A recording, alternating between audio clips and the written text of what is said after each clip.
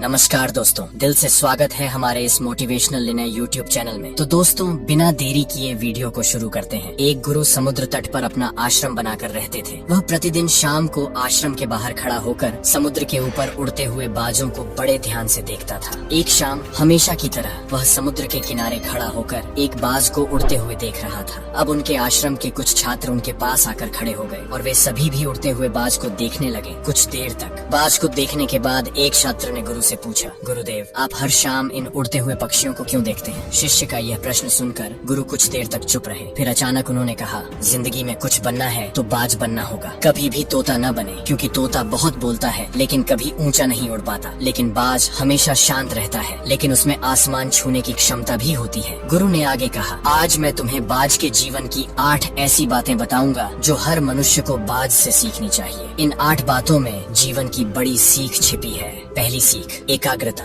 बाज को जब भी शिकार करना होता है तो वह एक बार अपना शिकार जरूर तय करती है, फिर वह किसी अन्य शिकार को नजरअंदाज कर देता है। शिकार का आकार उससे छोटा या उससे कई गुना बड़ा होता है। एक बार शिकार का चयन करने के बाद उसकी हर गतिविधि पर बारीकी से नजर रखी जाती है। यदि किसी मछली का शिकार करना है तो वह समुद्र की हर मछली को अपना नहीं बनाता शिकार करना, बल्कि यह एक ही मछली को अपना शिकार बनाता है। फिर वह उसकी हर हरकत पर नजर रखता है कि वह सतह पर कब आती है और कितनी देर तक वहाँ रहती है। ठीक उसके बाद कितनी देर तक वह पानी के ऊपर छलांग लगाती है। जो कुछ भी उसके शिकार के काम को आसान बना सकता है वह उसे बहुत ध्यान से देखता रहता है। तो इससे हमें यह सीखना चाहिए कि 10 अलग अलग लक्ष्यों पर अपनी ऊर्जा बर्बाद करने के बजाय हमें पूरी एकाग्रता के साथ एक लक्ष्य पर ध्यान केंद्रित करना चाहिए और उस लक्ष्य के बारे में जितना संभव हो उतना सीखना चाहिए। और इस बात का भी ध्यान रखना चाहिए कि उस लक्ष्य को प्राप्त करने में क्या चुनौतियां आने वाली हैं और हम उन चुनौतियों को कैसे आसान बना सकते हैं। हमें इन सभी बातों को जानना चाहिए। दूसरा सीख, बाज हमेशा ऊंचा और अकेला उड़ता है। बाज कभी गौरैया, कौवे या छोटे पक्षी के साथ नहीं उड़ता। बाज या तो बाज के साथ उड़ता है या अकेले उड़ता है। ये हमें सिखाता है कि छोटी सोच वाले लोगों से दूर रहें, या तो बड़ी सोच वाले लोगों के साथ रहें या फिर अकेले रहें, क्योंकि जिस तरह के लोगों के साथ हम रहते हैं वही अंततः वही बन जाते हैं जो हम हैं। इसलिए हमेशा अच्छे लोगों की संगति चुनें, नहीं तो आप अकेले रह जाएंगे, क्योंकि यही वह समय है जब हम खुद को बेहतर तरीके से जान पाते हैं। तीसरी सीख, अपनी सीमाओं से ऊपर उठें। जब भी मौसम खराब होता है या बारिश या तूफान आता है तो हर पक्षी अपने घोंसले की ओर उड़ जाता है और छिपने की जगह ढूंढ लेता है, लेकिन बाज ऐसा कुछ नहीं करता। यह अपनी ही सीमाओं को तोड़ने और बादलों के ऊपर उड़ने की कोशिश करता है। हवाएं उसे थपेड़े मारती हैं, उसके पंख भारी हो जाते हैं, पानी और धूल के कारण उसे कुछ भी दिखाई नहीं देता है, लेकिन फिर भी वह आकाश की ओर उड़ता रहता है और अंत में बादलों से ऊपर उठता है और वहाँ तब तक उड़ता रहता है जब तक कि मौसम नहीं बदल जाता। बाज उसे तोड़ने में सक्षम होता है। सीमाएं इसलिए क्योंकि मुसीबत आने पर वह घबराता नहीं है, उससे न डरता है, उससे भागने की कोशिश नहीं करता, बल्कि सकारात्मक सोच के साथ उसका सामना करता है। इससे हमें यह सीख मिलती है कि जीवन में जब भी कोई समस्या आए तो उससे भागना नहीं चाहिए, उनसे बचने की कोशिश न करें, बल्कि अपनी आंखों से समस्या का सामना करें और तब तक उसका सामना करें जब तक वह समस्या पूरी तरह खत्म न हो जाए। और यह तभी संभव है जब मनुष्य सकारात्मक सोच और सकारात्मक दृष्टिकोण के साथ समस्या का समाधान करे। चौथी सीख, अपने कंफर्ट जोन से बाहर निकलें। बाज कभी भी अपने घोंसले में घास के नरम तिनके नहीं रखता है और जो तिनके नरम हो जाते हैं वह उन्हें बाहर निकालकर फेंक देता है। वह ऐसा इसलिए करता है क्योंकि उसमें घोंसले से बाहर निकलकर शिकार करने का जुनून होता है और उसके बच्चे आलसी नहीं बनते। वे लगातार घोंसले से बाहर निकलने के बारे में सोचते रहते हैं, उड़ने की कोशिश करते रहते हैं और जितनी जल्दी हो सके अपनी रक्षा करना सीख लेते हैं। इसीलिए वह ऐसा नहीं करने देते। एंडरग्रास एक दिन के लिए अपने घुटनों पर रहते हैं, लेकिन दूसरी ओर हम इंसान हैं जो बड़े लक्ष्य हासिल करना चाहते हैं, लेकिन हम अपना आराम भी नहीं छोड़ना चाहते। हम हर दिन अपना सर्वश्रेष्ठ प्रयास करते हैं। अपने घर, अपने कमरे, अपने जीवन को और भी अधिक आरामदायक चीजों से भरने के लिए, हम अपने जीवन को और अधिक आरामदायक बनाने के लिए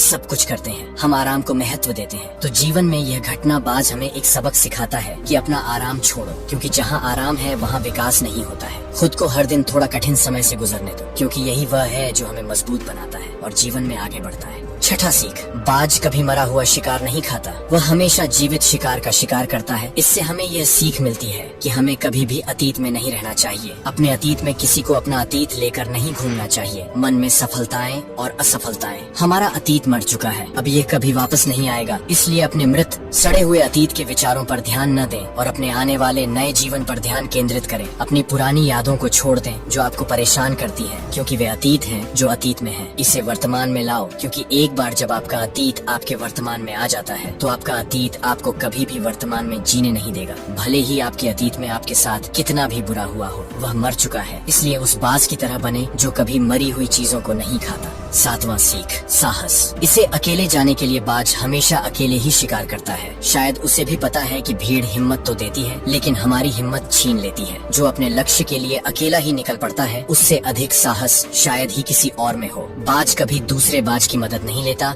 और कभी किसी की मदद नहीं करता, यहाँ तक कि अपने बच्चे की भी नहीं। जंगल का राजा शेर भी झुंड में शिकार करते देखा जा सकता है लेकिन बाज को नहीं। यही कारण है कि उसमें इतना साहस है कि वह जल, थल और नभ में शिकार करके अपना परचम लहरा सकता है। तो इससे यह सीख मिलती है कि अपने लक्ष्य को पाने के लिए कभी भी अकेले चलने से न डरें। अगर बुद्ध को अकेले चलने में डर लगता था तो दुनिया को ध्यान और शांति का पाठ कौन पढ़ाता। 8वां और सबसे महत्वपूर्ण सीख, दर्द से मत भागो। फाल्कन लगभग 70 साल तक जीवित रहता है लेकिन 40 साल के भीतर उसका शरीर बूढ़ा हो जाता है। उसके शरीर में नाखून गड़ जाते हैं, पैर पंख उसके शरीर में चिपक जाते हैं, उसकी चोंच मुड़ जाती है, उसका शरीर भर जाता है। ऐसी स्थिति में शिकार उड़ने की स्थिति में भी नहीं होता है। अब उसके पास केवल 2 ही विकल्प हैं। पहला, या तो वह अपनी स्थिति स्वीकार कर भूख से मर जाए या किसी अन्य जानवर का शिकार बन जाए। दूसरा विकल्प यह है कि वह 6 महीने की बेहद दर्दनाक प्रक्रिया से गुजरे और खुद को फिर से मजबूत बनाए। लेकिन बाज तो है ही, बाज यह बाद वाले को चुनता है। इसके लिए वह खुद को एक बहुत ऊंचे और एकांत पहाड़ पर ले जाता है जहां वह पहले अपने विचारों के साथ अपने सभी पंख काट देता है और उन्हें दूर फेंक देता है। फिर चट्टान को लात मारता है और उसके पंजे तोड़ देता है। फिर उसी चट्टान पर अपनी चोंच मारता है और इस खूनी अवस्था में यह खुद को दूसरे जानवरों से छुपा लेता है। अगले 6 महीनों तक वह ऐसी दर्दनाक स्थिति से गुजरता है और एक नई चोंच, नए पंख और नए पंजे के बढ़ने का इंतजार करता है। 6 महीने के इस दर्दनाक समय के बाद जब उसके पंजे नहीं बल्कि नए पंख उगाते हैं और एक नई चोंच आती है, तब वह अपना नया जीवन शुरू करता है और शिकार पर निकल जाता है और अगले 30 वर्षों तक फिर से शासन करता है।